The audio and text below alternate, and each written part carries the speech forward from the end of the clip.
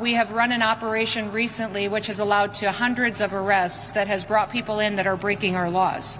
Through that partnership, 223 illegal aliens have been arrested and taken off of our roads. Of those, 146 of them were drivers. In August, Indian illegal alien killed 3 people in a reckless driving highway incident in Florida. And I think most of you remember the news coverage from that, but the devastating impacts of that loss.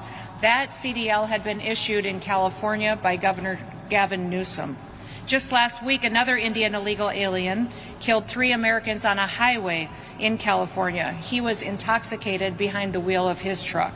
Every single time one of these individuals gets behind the truck, on the wheel of a truck, they are in front of a deadly weapon that can kill other Americans as well.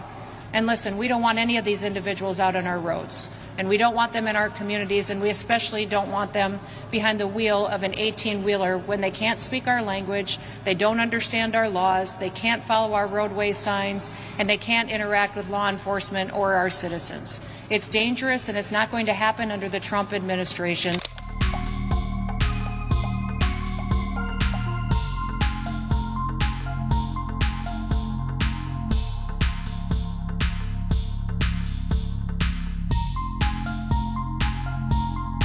18-wheelers, and understand they're difficult to stop, maneuver. You have to have a skill set, but also communication with those around you.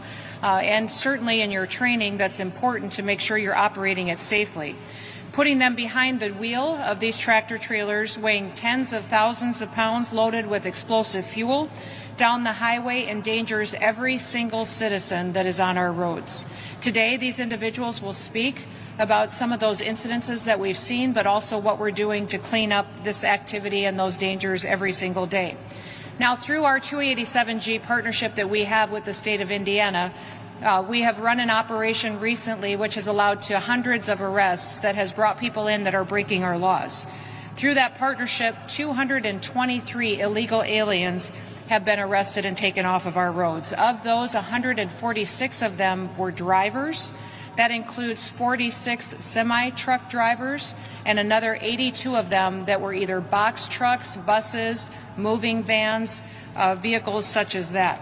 The CDLs that were issued to those individuals were issued from over a dozen different states. Many of those individuals could have been licensed in a state somewhere and received their CDL in another state, but overwhelmingly these individuals have come from sanctuary states such as California and Illinois and New York.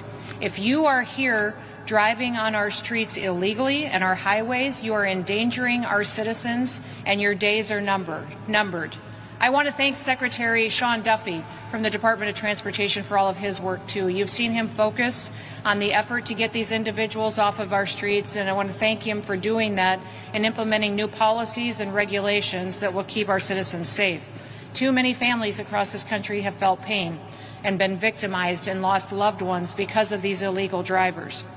Just earlier this month here in Indiana, we saw an illegal alien from Serbia and Montenegro was operating his semi-truck without a valid commercial license. He swerved into oncoming traffic and killed Jeffrey Eberly. In August, Indian illegal alien killed 3 people in a reckless driving highway incident in Florida. And I think most of you remember the news coverage from that, but the devastating impacts of that loss. That CDL had been issued in California by Governor Gavin Newsom. Just last week, another Indian illegal alien killed 3 Americans on a highway in California. He was intoxicated behind the wheel of his truck. Every single time one of these individuals gets behind the truck, on the wheel of a truck, they are in front of a deadly weapon that can kill other Americans as well. Behind me, you will see 4 different placards of individuals that we're talking about today specifically. These individuals are some of the worst that we've been able to arrest under Operation Midway Blitz. The first one I'll talk about is from Mexico, and this individual was convicted of felony cruelty towards a child. He was also previously found to have possessing a fraudulent driver's license as well, and guilty of that and convicted. The next one is a criminal illegal alien from Mexico who was convicted of vehicle theft and apprehended for possession of a controlled substance. The third individual that you'll see in front of you today is a criminal illegal alien from Nicaragua. This individual was charged with a DUI, then assault with a deadly weapon, possessing narcotics that are for sale, and transporting drugs.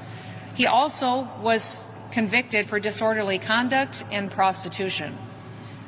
Another illegal alien from Colombia in front of us, which is the fourth individual I'll talk about today, has an active criminal arrest warrant for theft out of Texas. During these targeted operations that we've conducted in Indiana, we've also arrested several other illegal aliens with wide-ranging criminal histories. 6 of those individuals were convicted of assault, drugs, selling drugs, prostitution, and operating while intoxicated. 5 of those individuals were arrested for drugs, theft, and burglary, and 5 others were arrested for battery, child abuse, domestic battery, and driving while intoxicated and fraud. You can see from the work that these partnerships build on, that we work with other states such as Indiana and Governor Braun and his team, that many dangerous criminal illegal aliens are taken off of our streets, that our laws are upheld, and that Americans are protected because of the operations and the work that's being done. Since the beginning of Midway Blitz, ICE and CBP and our state partners have arrested more than 3,000 illegal aliens, including rapists, murderers, and gang members that have been brought to justice. And listen, we don't want any of these individuals out on our roads, and we don't want them in our communities, and we especially don't want them behind the wheel of an 18-wheeler when they can't speak our language, they don't understand our laws, they can't follow our roadway signs, and they can't interact with law enforcement or our citizens. It's dangerous, and it's not going to happen under the Trump administration like it did under the Biden administration. Thousands and thousands of Americans are protected because of the work that's being done with states such as this. United States Citizenship and Immigration Services is also working to fix some of the safety issues that we've been seeing across our country. They just ended a policy that allowed illegal aliens work permits that automatically renewed those work permits without any additional vetting.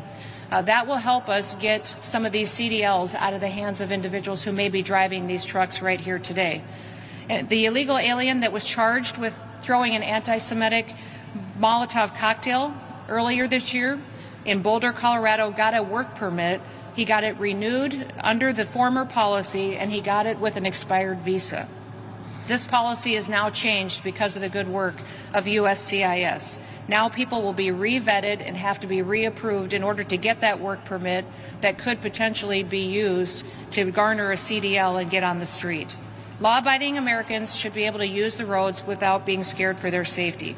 They shouldn't have to worry about themselves or their children or what they're doing when they're going to church, going to work, or going to activities every single day. No father should have to fear being rear-ended by a semi-truck at full speed while he's simply on his way to work to provide for his family. No mother should have to be afraid of an illegal alien running into her with her children when she's got little kids in the back seat in her car seats.